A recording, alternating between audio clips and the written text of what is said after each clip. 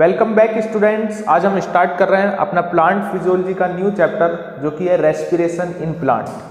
तो respiration in plant start करते हैं। रेस्पिरेशन क्या होता है पहले ये जान लेते हैं। रेस्पिरेशन क्या होता है? जो रेस्पिरेशन का मतलब है कि जो फूड है उससे एनर्जी निकालने की जो प्रोसेस होती है उसको रेस्पिरेशन बोलते हैं। हम कोई भी काम करते हैं हमें एनर्जी की ज़रूरत पड़ती है, वो एनर्जी हम फूड से लेते हैं और फूड से जो एनर्जी निकालने की प्रोसेस है उसको रेस्पिरेशन बोलते हैं। हम इस चैप्टर में सेल्यूलर रेस्पिरेशन के बारे में पढ़ेंगे कि फूड से एनर्जी कैसे निकलती है। फूड में जैसे ग्लूकोज हमने खाया और उस ग्लूकोज से हम एनर्जी निकालेंगे। ग्लूकोज से एनर्जी निकालने की प्रोसेस या कोई भी फूड से एनर्जी निकालने की प्रोसेस को हम रेस्पिरेशन बोलते हैं। तो रेस्पिरेशन सभी ऑर्गेनिज्म में होता है, चाहे वो प्लांट हो चाहे एनिमल हो। तो एनिमल्स में भी और प्लांट्स में भी सभी में रेस्पिरेशन होता है और रेस्पिरेशन इन प्लांट्स हम पढ़ने वाले हैं। लेकिन चैप्टर का नाम है रेस्पिरेशन इन प्लांट्स, लेकिन ये चैप्टर जैसा प्लांट्स के अंदर रेस्पिरेशन होता है सेम रेस्पिरेशन एनिमल्स में भी होता है और बाकी सारे और लिविंग ऑर्गेनिज्म में होता है। मतलब जो हम पढ़ने वाले हैं इस चैप्टर में सेल्यूलर रेस्पिरेशन के बारे में, सेल्यूलर रेस्पिरेशन के बारे में पढ़ने वाले हैं। सेल्यूलर रेस्पिरेशन मतलब सेल के अंदर रेस्पिरेशन कैसे होता है। रेस्पिरेशन का मतलब है फूड से हम तोड़ के एनर्जी कैसे निकालते हैं। हम या कोई भी लिविंग ऑर्गेनिज्म है, सभी लिविंग ऑर्गेनिज्म फूड से अपनी एनर्जी लेते हैं और फूड से एनर्जी निकालने की जो प्रोसेस है उस प्रोसेस को हम रेस्पिरेशन बोलते हैं। तो रेस्पिरेशन प्लांट चैप्टर का नाम है, लेकिन बाकी सभी ऑर्गेनिज्म में भी सेम तरीके से ही रेस्पिरेशन होता है जैसे प्लांट में होता है। इस चैप्टर में हम सेल्यूलर रेस्पिरेशन के बारे में बात करने वाले हैं कि जैसे फूड है उससे एनर्जी कैसे निकलेगी। तो सेल्यूलर रेस्पिरेशन सभी ऑर्गेनिज्म में सेम रहता है। जैसा प्लांट के अंदर सेल्यूलर रेस्पिरेशन होगा ऐसा ही हमारे अंदर भी होगा। बस डिफरेंस क्या रहता है कि प्लांट के अंदर गैसेस को लेने का तरीका और दूसरे ऑर्गेनिज्म के अंदर गैसेस को अपने अंदर लेने का तरीका यानी ब्रीथिंग करने का तरीका ऑर्गेनिज्म का अलग अलग हो सकता है, लेकिन सेल्यूलर रेस्पिरेशन सब ऑर्गेनिज्म में सेम रहता है, चाहे वो प्लांट हो चाहे दूसरा कोई भी ऑर्गेनिज्म हो।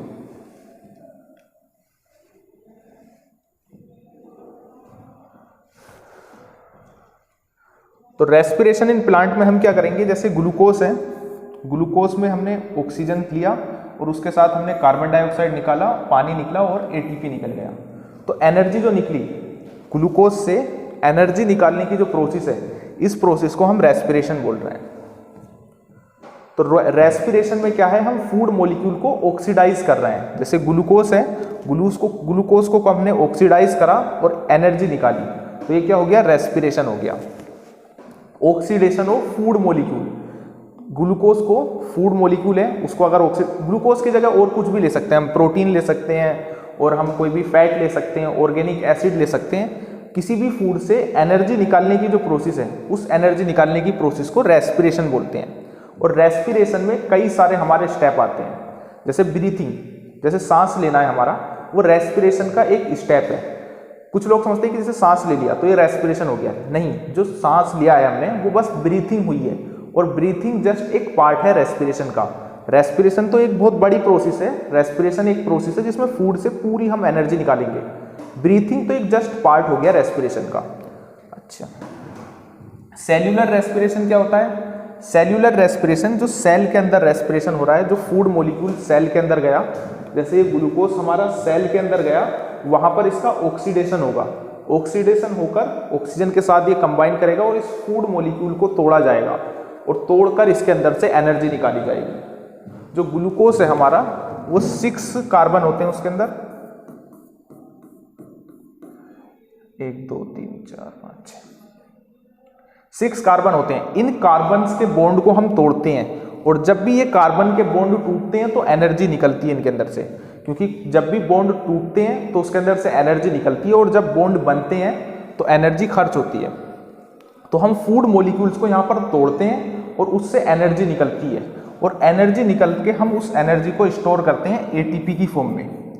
जब भी फूड से एनर्जी निकलेगी तो हम उस एनर्जी को एटीपी की फॉर्म में स्टोर कर लेंगे, और जहाँ कहीं भी हमें एनर्जी की ज़रूरत पड़ेगी उस जगह पर हम इस एटीपी का यूज़ करेंगे। तो ये जो फूड मॉलिक्यूल को तोड़कर जो एनर्जी निकलती है, उस एनर्जी का हम क्या करते हैं, हम कोई भी काम करें हमें एनर्जी की ज़रूरत पड़ती है, चाहे भागें, कूदें, फांदें, कुछ भी करें, हमें रिप्रोडक्शन करना है, ब्रीथिंग करनी है, यहाँ तक कि खुद रेस्पिरेशन करने के लिए भी हमें एनर्जी की ज़रूरत पड़ेगी। रेस्पिरेशन एक प्रोसेस जिससे एनर्जी बनेगी, लेकिन रेस्पिरेशन की प्रोसेस को भी स्टार्ट करने के लिए हमें एनर्जी की ज़रूरत पड़ेगी। तो एनर्जी की ज़रूरत, तो हमें एनर्जी की ज़रूरत मतलब एटीपी की ज़रूरत, हम अपने अंदर एनर्जी को एटीपी की फॉर्म में स्टोर करके रखते हैं। जैसे फूड का मॉलिक्यूल तोड़ेंगे तो उसके अंदर से एनर्जी निकलेगी, उस एनर्जी को हम एटीपी की फॉर्म में स्टोर कर लेंगे। एटीपी को बोलते हैं हम energy currency of the cell. Cell को कहीं भी अगर फिर एनर्जी की ज़रूरत पड़ेगी वहाँ पर वो एटीपी खर्च होगी। जैसे हम डे टू डे लाइफ में पैसों का यूज़ करते हैं, हमें कुछ सामान खरीदना है पैसे दे देंगे, हमें कुछ भी काम करना है पैसे दे देंगे, किसी से कुछ सर्विस लेनी है पैसे दे देंगे। लेकिन सेल के अंदर चलती है एटीपी।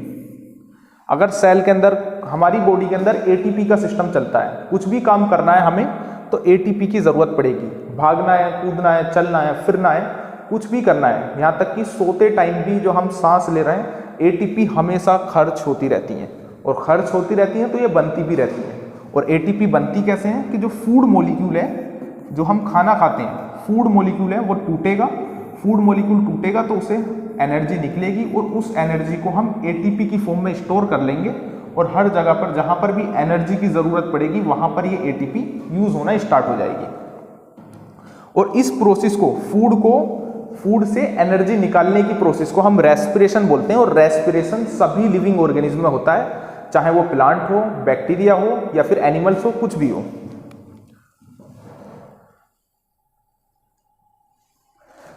ठीक है, जो फूड हमें मिलता है, जो हम फूड खाते हैं, फूड कहाँ से आता है हमारा, हम फूड कोई भी ऑर्गेनिज्म है वो डायरेक्टली या फिर इनडायरेक्टली प्लांट्स पे डिपेंड करता है। और प्लांट्स अपना फूड कैसे बनाते हैं, फोटोसिंथेसिस करके। तो फोटोसिंथेसिस जो है अल्टीमेट सोर्स है फूड का। चाहे अगर एनिमल है वो तो दूसरे एनिमल को खा रहा है, तो दूसरा एनिमल भी तो फिर प्लांट को खा रहा है। हम डायरेक्टली या फिर इनडायरेक्टली फोटोसिंथेसिस पर ही डिपेंड करते हैं अपने फूड के लिए। फोटोसिंथेसिस कौन करते हैं, प्लांट्स करते हैं। पिछले वाले चैप्टर में हमने पढ़ा था कैसे फोटोसिंथेसिस होती है। फोटोसिंथेसिस में लाइट एनर्जी का यूज करके, CO2 का यूज करके, वाटर का यूज करके हम ग्लूकोज बना रहे थे। लेकिन रेस्पिरेशन फोटोसिंथेसिस का जस्ट एकदम अपोजिट प्रोसेस है, एकदम रिवर्स है दोनों। देखो, लाइट एनर्जी आ रही है,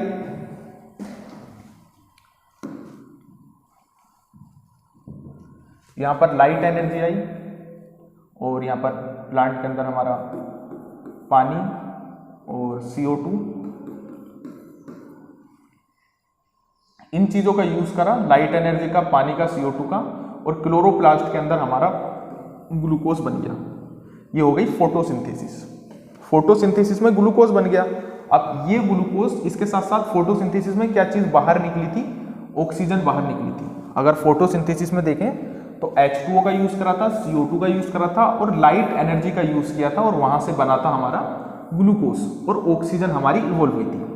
अब ये ग्लूकोज और जो ऑक्सीजन है, ये ग्लूकोज का हम ग्लूकोज को तोड़ेंगे, ग्लूकोज को तोड़कर हम ATP में कन्वर्ट करेंगे। क्योंकि प्लांट को या फिर किसी भी एनिमल्स को फूड किस लिए चाहिए कि उससे वो एनर्जी निकाल सके। एनर्जी निकालेगा, फिर उस एनर्जी का वो यूज करेगा चलने में, फिरने में, कूदने में, फांदने में। बस समझ में आ रही है, हम फूड क्यों ले रहे हैं, क्योंकि हमें एनर्जी की जरूरत है। हमें फूड की जरूरत नहीं है, हमें एनर्जी की जरूरत है। तो एनर्जी भी फूड से ही आएगी, इसलिए हम फूड ले रहे हैं। अब प्लांट ने फूड बनाया अपना ग्लूकोज, फोटोसिंथेसिस करी, ग्लूकोज बना लिया, और फोटोसिंथेसिस के साथ ग्लूकोज बना और ऑक्सीजन भी बनी। कुछ ऑक्सीजन प्लांट से बाहर निकल गई। अब कुछ ऑक्सीजन, ये ऑक्सीजन यूज होगी इस ग्लूकोज के मॉलिक्यूल का ऑक्सीडेशन करने में। ऑक्सीडेशन का मतलब ग्लूकोज के मॉलिक्यूल को तोड़ने में। यहाँ पर ये जो ग्लूकोज का मॉलिक्यूल है, ये यहाँ पर टूटेगा, और टूटेगा किसके अंदर, माइटोकॉन्ड्रिया के अंदर। क्योंकि यहाँ पर हो रहा है एरोबिक रेस्पिरेशन। प्लांट के अंदर एरोबिक रेस्पिरेशन होता है। जो ग्लूकोज है वो माइटोकॉन्ड्रिया के अंदर टूटेगा और वहां से ATP बनेगी। अब ये जो ATP है, जहां कहीं भी प्लांट को एनर्जी की जरूरत होगी वहां पर ये ATP यूज होगी। और इसके बाद जब ग्लूकोज को तोड़ते हैं तो क्या क्या निकलता है उसके अंदर से? पानी निकलता है, CO2 निकलता है और उसके अंदर से एनर्जी निकलती है और एनर्जी को हम ट्रैप कर लेते हैं ATP की फॉर्म में, और ये साइकिल ऐसे ही चलती रहती है। देखो यहाँ पर अगर फोटोसिंथेसिस होगी, अगर फोटोसिंथेसिस होगी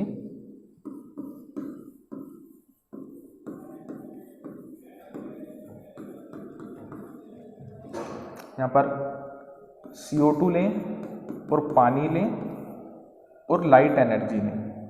लाइट एनर्जी को मैं एनर्जी लिख दे रहा हूं, ठीक। CO2 पानी लाइट एनर्जी, इससे बन जाएगा हमारा ग्लूकोज और ऑक्सीजन भी रिलीज होगी। ये तो फोटोसिंथेसिस है। अगर रेस्पिरेशन की बात करें तो ग्लूकोज और ऑक्सीजन मिलकर, ग्लूकोज और ऑक्सीजन मिलकर हमारा करते हैं, ग्लूकोज का ऑक्सीडेशन करेंगे। ये वाली रिएक्शन अगर बैक हो जाए तो यही रेस्पिरेशन है। तो ये बात मैं बताना चाह रहा हूं कि फोटोसिंथेसिस और रेस्पिरेशन एक दोनों रिवर्स प्रोसेस हैं। CO2 और पानी और एनर्जी मिलेगी तो हमारा ग्लूकोज बनेगा और ऑक्सीजन बनेगा, और ग्लूकोज और अगर ऑक्सीजन को अगर हम रिवर्स कर दें तो रेस्पिरेशन होगा, जिससे ATP निकलेगी, एनर्जी निकलेगी। एनर्जी को हम ATP की फॉर्म में यूज कर लेंगे। यहां से H पानी भी बनेगा हमारा, और यहां पर CO2 भी इवोल्व होगी। तो CO2 H2O और एनर्जी का यूज करके ग्लूकोज बना रहे हैं तो हमारा ये फोटोसिंथेसिस हो रहा है। अगर फोटोसिंथेसिस का जस्ट रिवर्स कर रहे हैं तो रेस्पिरेशन हो रहा है। तो रेस्पिरेशन एक टाइप से फोटोसिंथेसिस का रिवर्स है। अब रेस्पिरेशन करने के लिए हमें फूड मॉलिक्यूल चाहिए, और फूड मॉलिक्यूल जो हम यूज करते हैं उसको बोलते हैं रेस्पिरेटरी सबस्ट्रेट। रेस्पिरेटरी सबस्ट्रेट क्या है? जो हम रेस्पिरेशन करने के लिए जो फूड मॉलिक्यूल चाहिए उसको रेस्पिरेटरी सबस्ट्रेट, जो फूड मॉलिक्यूल ऑक्सीडाइज होगा रेस्पिरेशन के टाइम पर, वो रेस्पिरेटरी सबस्ट्रेट कहलाता है। जैसे इस जगह पर क्या हो रहा है? ग्लूकोज। तो ग्लूकोज यहाँ पर क्या है? रेस्पिरेटरी सबस्ट्रेट है। जो मोस्ट फेवरेट रेस्पिरेटरी सबस्ट्रेट है वो है हमारा कार्बोहाइड्रेट। कार्बोहाइड्रेट को सबसे ज्यादा रेस्पिरेटरी सबस्ट्रेट में पसंद करते हैं, लेकिन अगर कार्बोहाइड्रेट अवेलेबल नहीं है तो प्रोटीन, फैट और ऑर्गेनिक एसिड भी रेस्पिरेटरी सबस्ट्रेट की तरह यूज हो सकते हैं। रेस्पिरेटरी सबस्ट्रेट वो सबस्टेंस जो कि रेस्पिरेशन के टाइम पर यूज होगा, जिसका ऑक्सीडेशन होगा, जिसको तोड़कर हम एनर्जी निकालेंगे, उस चीज को respiratory substrate. Respiratory substrate most favourite तो हमारा कार्बोहाइड्रेट है, लेकिन अगर कार्बोहाइड्रेट अवेलेबल नहीं है, कार्बोहाइड्रेट मतलब ग्लूकोज, अगर कार्बोहाइड्रेट अवेलेबल नहीं है तो प्रोटीन से, फैट से और ऑर्गेनिक एसिड से भी काम चलाया जा सकता है। लेकिन फर्स्ट प्रायोरिटी किसको मिलती है? कार्बोहाइड्रेट को, जो कि हमारा ग्लूकोज है। ठीक है। जो एनर्जी निकलती है रेस्पिरेशन में, वो एनर्जी प्लांट एकदम से यूज नहीं करता, लेकिन उस एनर्जी को स्टोर कर लेता है ATP की फॉर्म में। और ATP को इसलिए हम बोलते हैं energy currency of the cell. जहां कहीं भी प्लांट को एनर्जी की जरूरत पड़ेगी वहां पर वो ATP को खर्च करेगा। जैसे हमें डे टू डे लाइफ में कुछ सामान लेने की जरूरत है, हम पैसे खर्च करते हैं, और हमारे अंदर जो सिस्टम चलता है वो ATP का सिस्टम चलता है। अगर हमें कुछ करना है, चलना है, फिरना है, दौड़ना है, तो हमारी ATP खर्च हो रही है। यहाँ तक खुद रेस्पिरेशन करने के लिए, रेस्पिरेशन खुद एक एनर्जी बनाने की प्रोसेस है, लेकिन खुद रेस्पिरेशन करने के लिए ATP की जरूरत पड़ती है। जैसे हम कोई बिजनेस करते हैं तो उसमें पैसे लगाते हैं। तो बिजनेस क्या एक पैसे कमाने की तरीका है, लेकिन बिजनेस करने के लिए भी उसमें पैसे लगाने पड़ते हैं। ऐसे ही रेस्पिरेशन एक हमारा ATP बनाने का तरीका है, लेकिन रेस्पिरेशन करने के लिए भी ATP की जरूरत पड़ती है। हर चीज के लिए ATP की जरूरत पड़ती है। जैसे इस दुनिया में हर चीज के लिए पैसों की जरूरत पड़ती है, हमारे अंदर हर चीज के लिए ATP की जरूरत पड़ती है। तो अब बात करते हैं ब्रीथिंग इन प्लांट्स, कि क्या प्लांट ब्रीथिंग करते हैं और प्लांट के अंदर ब्रीथिंग कैसे होती है, क्या होता है, क्या नहीं होता है, वो सारी बातें हम डिस्कस करेंगे। ब्रीथिंग क्या होता है पहले ये जान लो, कि ब्रीथिंग का मतलब है ऑक्सीजन को, एयर को अपने अंदर लेना और अपने अंदर से कार्बन डाइऑक्साइड बाहर निकालना। अलग अलग ऑर्गेनिज्म अलग अलग तरीके से ब्रीथिंग करते हैं। जैसे हम अपने लंग्स से ब्रीथिंग कर रहे हैं, कुछ ऑर्गेनिज्म अपनी सरफेस से, स्किन से ब्रीथिंग करेंगे। जैसे हमारा अर्थवॉर्म है वो अपनी स्किन से कर रहा है। अलग अलग ऑर्गेनिज्म में अलग अलग बहुत सारे मेथड हैं ब्रीथिंग करने के लिए। तो ब्रीथिंग का मेन मकसद क्या है? अगर फूड को हमें पूरी तरीके से फूड से एनर्जी निकालनी है, मतलब कंप्लीट ऑक्सीडेशन करना है, अगर फूड का अगर कंप्लीट ऑक्सीडेशन करना है, तो उसको अगर फूड को कंप्लीटली हमें उससे एनर्जी निकालनी है तो हमें ऑक्सीजन की ज़रूरत पड़ेगी, और ऑक्सीजन हम बाहर एटमॉस्फेयर से लेंगे।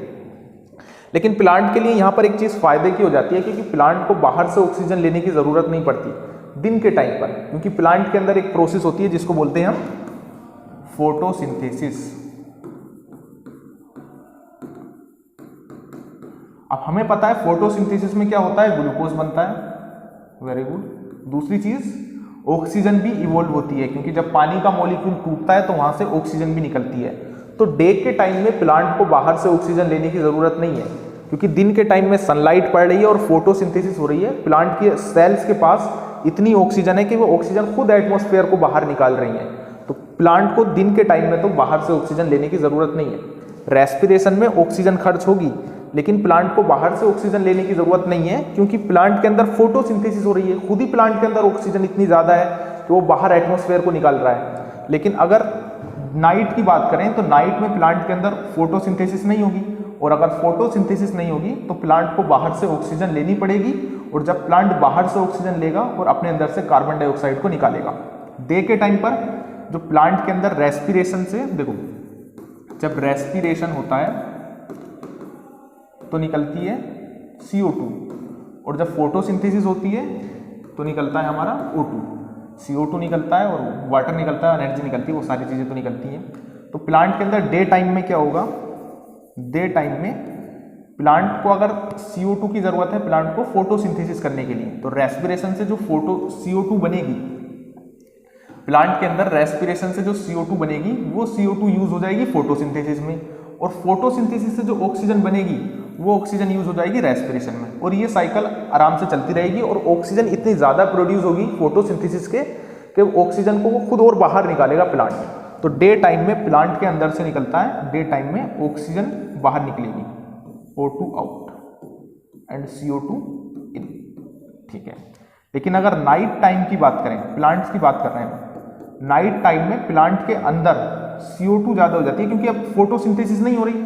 अगर फोटोसिंथेसिस नहीं हो रही तो ऑक्सीजन नहीं बन रही, ऑक्सीजन नहीं बन रही तो प्लांट को अब बाहर से ऑक्सीजन लेनी पड़ेगी। तो CO2 प्लांट यहाँ पर बाहर निकालेगा और ऑक्सीजन को अंदर लेगा। तो इसीलिए बोलते हैं कि हमें रात को पेड़ के नीचे नहीं सोना चाहिए, क्योंकि रात में प्लांट अपने अंदर से क्या निकाल रहे हैं, कार्बन डाइऑक्साइड। रात में प्लांट अपने अंदर से क्या निकाल रहे हैं, CO2। और अगर दिन में प्लांट के नीचे रहना चाहिए, क्योंकि दिन में प्लांट के नीचे से ऑक्सीजन निकलेगी और ऑक्सीजन हमारे अंदर चली जाएगी, वो हमें फायदा देगी। लेकिन कार्बन डाइऑक्साइड रात को प्लांट अपने से बाहर निकालेंगे और कार्बन डाइऑक्साइड ज़्यादा हो जाएगी हमारे एनवायरनमेंट में, तो हमें सांस लेने में तकलीफ होने लगेगी। अच्छा, हमारा क्वेश्चन था कि प्लांट के अंदर ब्रीथिंग होती है, प्लांट के अंदर होती है या नहीं होती है, उसका क्या आंसर है। तो प्लांट के अंदर इसका डायरेक्ट आंसर नहीं है, क्योंकि प्लांट के पास कोई स्पेशल ऑर्गन नहीं है ब्रीथिंग करने के लिए। जैसे हमारे पास लंग्स हैं, ऐसी कोई प्लांट के अंदर कोई स्पेशल ऑर्गन नहीं है ब्रीथिंग करने के लिए। लेकिन हाँ, अगर ये बोले कि ब्रीथिंग का मतलब बस यही है, ऑक्सीजन का अंदर लेना, कार्बन डाइऑक्साइड का बाहर निकलना, या फिर गैसेस का एक्सचेंज होना, तो रात में प्लांट के अंदर से ऑक्सीजन, रात में प्लांट के अंदर से कार्बन डाइऑक्साइड बाहर निकल रही है और ऑक्सीजन उसके अंदर जा रही है। लेकिन दिन में बात करें तो प्लांट के अंदर CO2 जाती है और बाहर O2 निकल रही है। तो रेस्पिरेशन होता है प्लांट के अंदर, रेस्पिरेशन सभी ऑर्गेनिज्म में होता है, और गैसेस का एक्सचेंज भी होता है प्लांट के अंदर, CO2 और O2 का एक्सचेंज होता रहता है। लेकिन अगर ये बोलें कि ब्रीथिंग होती है या प्लांट में या नहीं होती, तो उसका कोई डायरेक्ट आंसर नहीं है। प्लांट के अंदर जो गैसेस का एक्सचेंज होता है वो होता है स्टोमेटा और लेंटिसेल्स के थ्रू। जो प्लांट की लीफ है, प्लांट की लीफ में छोटे छोटे छेद होते हैं, जिन छेद को हम बोलते हैं स्टोमेटा। और ऐसे ही प्लांट का जो स्टेम है, स्टेम के अंदर यहाँ पर हमें दिख रहा है ये छोटे छोटे, जैसे स्टेम इस जगह से पट सा गया है, ये धब्बे टाइप के जो तुम्हें दिखाई दे रहे हैं, ये धब्बे टाइप के क्या है कि इस जगह पर छोटे छोटे पोर्स हो गए हैं, और इन पोर्स से प्लांट गैसियस एक्सचेंज करता है। इनको बोलते हैं हम लेंटिसेल्स। तो प्लांट जो है, लीफ तो अपना खुद का, उनके पास लीफ के अंदर पोर्स हैं जिनको हम बोल रहे हैं, ये जो पोर हैं लीफ के अंदर के, इनको स्टोमेटा बोल रहे हैं। और स्टेम के ऊपर जो हमारे ऐसे छेद से हैं, उन छेद को हम बोलते हैं लेंटिसेल्स। और इन लेंटिसेल्स के थ्रू कार्बन डाइऑक्साइड और ऑक्सीजन का एक्सचेंज होता है, और इन स्टोमेटा के थ्रू हमारी कार्बन डाइऑक्साइड, ऑक्सीजन और यहाँ से पानी भी बाहर इवेपोरेट होता रहता है।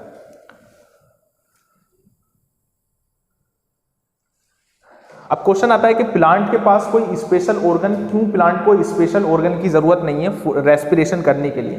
पहली बात तो जैसे हमें लंग्स की जरूरत है रेस्पिरेशन करने के लिए, ब्रीथिंग करने के लिए हमें लंग्स की जरूरत है, लेकिन प्लांट को कोई स्पेशल ऑर्गन की जरूरत नहीं है रेस्पिरेशन करने के लिए। पहली बात तो प्लांट के अंदर जो गैसेस का एक्सचेंज होता है, जो गैसेस का प्लांट को जो ऑक्सीजन की जरूरत है वो इतनी ज़्यादा नहीं है जितनी हमको है, क्योंकि हमारे अंदर बहुत ज़्यादा मूवमेंट होता रहता है, हमें ज़्यादा एनर्जी की ज़रूरत है। प्लांट को इतनी एनर्जी की ज़रूरत नहीं है।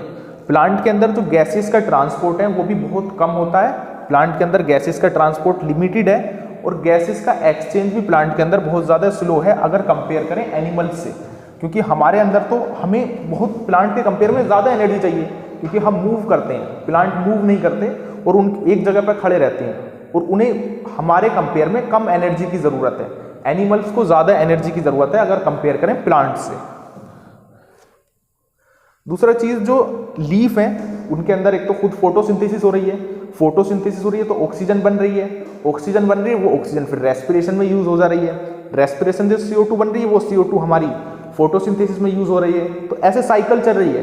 प्लांट को इतनी ज़्यादा ज़रूरत नहीं है कि कोई वो स्पेशल ऑर्गन डेवलप करे अपने फोटोसिंथेसिस करने के लिए। स्पेशल ऑर्गन जब डेवलप करेगा जैसे उसे या तो खूब ज़्यादा एनर्जी की ज़रूरत हो या उसे खूब ज़्यादा ऑक्सीजन की ज़रूरत हो। ऑक्सीजन तो उसके अंदर खुद ही बन रही है फोटोसिंथेसिस करने से, और जो रेस्पिरेशन करने से कार्बन डाइऑक्साइड बन रही है वो फोटोसिंथेसिस में यूज हो रही है। तो ऐसे साइकिल उसकी चलती रहती है, उसे इतनी ज़्यादा गैसेस ट्रांसपोर्ट की ज़रूरत पड़ती नहीं है। और जो मोस्टली जो सेल्स हैं प्लांट की, वो ज़्यादातर सेल्स प्लांट की एयर के कॉन्टैक्ट में रहती हैं। जो अंदर जो प्लांट के अंदर सेल्स रहती हैं वो ज़्यादातर डेड सेल्स होती हैं, और डेड सेल्स को तो ज़रूरत नहीं है उनके अंदर रेस्पिरेशन कराने की। जो लिविंग सेल्स हैं बस वही रेस्पिरेशन करती हैं। जिंदा चीज़ ही तो रेस्पिरेशन करेगी, जिंदा चीज़ ही तो एनर्जी की ज़रूरत होगी। मरवी जो सेल्स हैं प्लांट के अंदर उनको रेस्पिरेशन की ज़रूरत नहीं है।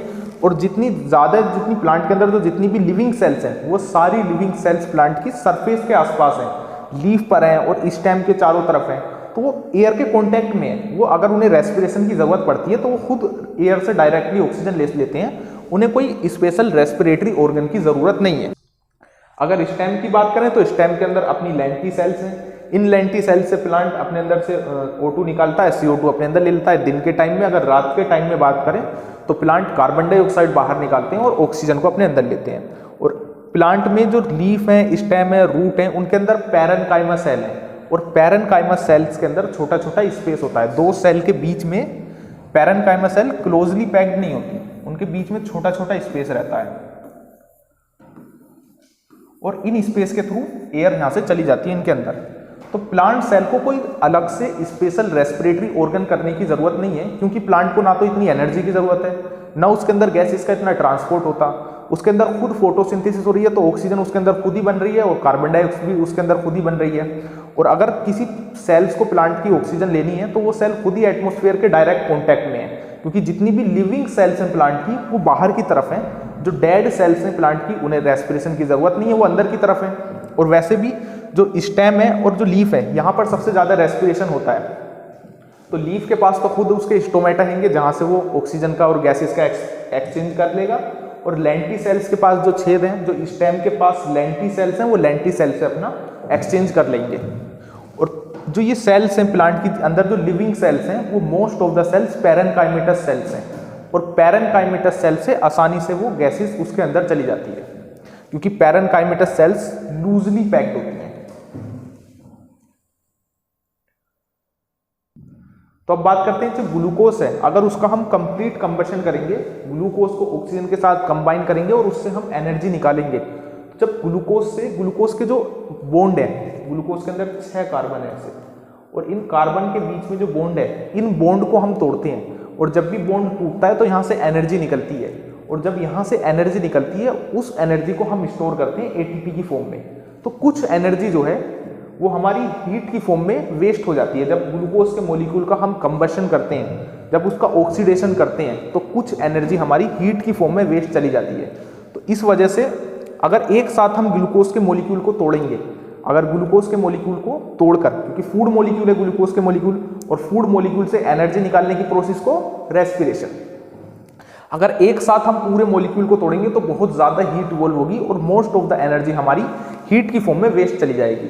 तो इसलिए हम क्या करते हैं कि एनर्जी को छोटे छोटे स्मॉल स्टेप में हम तोड़ते हैं, सेवरल स्मॉल स्टेप में तोड़ेंगे कि इससे हीट जब भी इवॉल्व होगी लेकिन बहुत कम हीट इवॉल्व होगी। इसलिए हम ग्लूकोज को ऐसे 10 स्टेप में छोटे छोटे स्टेप करेंगे और उन स्टेप से हम ग्लूकोज को तोड़ेंगे और जो इससे एनर्जी निकलेगी उसे हम एटीपी की फॉर्म में हम इसको स्टोर करते हुए चलेंगे।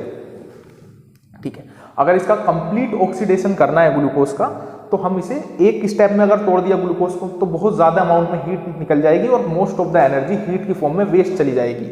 इसलिए हीट की फॉर्म में वेस्ट ना जाए इसलिए हम ऑक्सीडेशन जो करते हैं ग्लूकोज का वो बहुत छोटे छोटे स्मॉल स्टेप में करते हैं। रेस्पिरेशन करने के लिए ऑक्सीजन की ज़रूरत पड़ती है, लेकिन कुछ ऑर्गेनिज्म जो है वो बिना ऑक्सीजन के भी रेस्पिरेशन कर लेते हैं। ऐसे रेस्पिरेशन को हम बोलते हैं एनएरोबिक रेस्पिरेशन। 2 तरह का रेस्पिरेशन होता है, एक तो एरोबिक और दूसरा एनएरोबिक।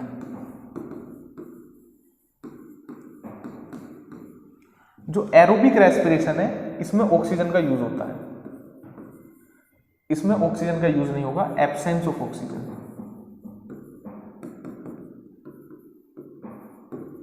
तो 2 तरह के हमारे ऑर्गेनिज्म होते हैं, एक तो एरोबिक और एनएरोबिक। एनएरोबिक जो ऑर्गेनिज्म है वो पूरी तरीके से फूड को ऑक्सीडाइज नहीं करते। अगर फूड से सारी एनर्जी निकालनी है, अगर फूड को कंप्लीटली ऑक्सीडाइज करना है तो ऑक्सीजन की जरूरत पड़ेगी, लेकिन उसे पार्शियल ऑक्सीडाइज करना है, बस थोड़ी सी एनर्जी उसके अंदर से निकालनी है तो एनारोबिक रेस्पिरेशन हमारा होगा। और एनारोबिक रेस्पिरेशन कुछ हमारे बैक्टीरियाज होते हैं, हमारी मसल्स में भी हो जाता है कभी कभी, कुछ हमारी फंगी होती हैं जैसे यीस्ट वगैरह, उनके अंदर एनारोबिक रेस्पिरेशन हमारा देखने को मिल जाता है। अब ये जो एनारोबिक रेस्पिरेशन है इसको फर्मेंटेशन बोलते हैं। 2 तरह का रेस्पिरेशन मतलब फूड से एनर्जी निकालना, ये 2 तरीके का हो सकता है, ऑक्सीजन का यूज करके और बिना ऑक्सीजन का यूज करके। अगर पूरी एनर्जी निकालनी है फूड से तो एरोबिक रेस्पिरेशन होगा, लेकिन अगर थोड़ी सी एनर्जी निकालनी है, पार्शियल ऑक्सीडेशन करना है, पूरी तरीके से कंबशन नहीं करना तो एनारोबिक रेस्पिरेशन होगा। और एनारोबिक रेस्पिरेशन में ऑक्सीजन की जरूरत नहीं पड़ती। तो एनारोबिक रेस्पिरेशन में और एरोबिक रेस्पिरेशन में क्या फर्क है कि इसमें तो बहुत कम एनर्जी निकलेगी, इसमें बहुत ज्यादा एनर्जी निकलेगी। एनारोबिक रेस्पिरेशन को हम बोलते हैं फर्मेंटेशन, और फर्मेंटेशन कभी कभी हमारी मसल्स में भी हो जाता है अगर ऑक्सीजन नहीं मिलती है तो, यीस्ट में होता है, बैक्टीरिया वगैरह में हो जाता है। और एनारोबिक रेस्पिरेशन जो है ये भी हमारे 2 तरीके के ऑर्गेनिज्म इसमें हो सकते हैं। एक तो वो ऑर्गेनिज्म जो कि पूरी तरीके से एनारोबिक रेस्पिरेशन पर ही डिपेंड है, एक वो ऑर्गेनिज्म जो कि फैकल्टेटिव एनारोब है, एक वो जो कि ऑब्लिगेट एनारोब है। फैकल्टेटिव एनारोब क्या है कि अगर ऑक्सीजन नहीं मिलती है, अगर कुछ ऐसी कंडीशन आ जाए कि ऑक्सीजन ना मिले तो वो ऑर्गेनिज्म एनारोबिक रेस्पिरेशन कर लेंगे। ऐसे ऑर्गेनिज्म को हम बोलते हैं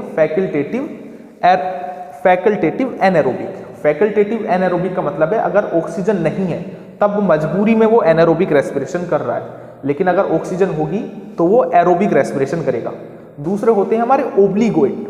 ओब्लिगेट में क्या है कि वो ऑर्गेनिज्म जो कि ऑक्सीजन हो या ना हो उन्हें तो बस एनारोबिक रेस्पिरेशन करना है। ऐसे ऑर्गेनिज्म को हम facultative obligate anaerobe, facultative anaerobe and obligate anaerobe. Obligate anaerobe वो जो कि ऑक्सीजन हो या ना हो, इसे तो एनारोबिक रेस्पिरेशन ही करना है। फैकल्टेटिव एनारोबिक मतलब जिसके पास फैसिलिटी है, वो चाहे तो वो एरोबिक से कर सकता है चाहे एनारोबिक से कर सकता है। ऑक्सीजन है तो वो करेगा हमारा एरोबिक रेस्पिरेशन, अगर ऑक्सीजन नहीं है तो फैकल्टेटिव वाला करेगा एनारोबिक रेस्पिरेशन। तो स्टूडेंट्स आज की क्लास हम यहीं फिनिश करते हैं। अगली क्लास में हम देखेंगे कि ग्लूकोज से कैसे हम ग्लूकोज को तोड़ के पायरुविक एसिड बनाते हैं, जो ग्लाइकोलाइसिस हमारी साइकिल है या फिर जो EMP पाथवे है वो कैसे कैसे हमारा चलता है, उसको हम अगली क्लास में पढ़ेंगे।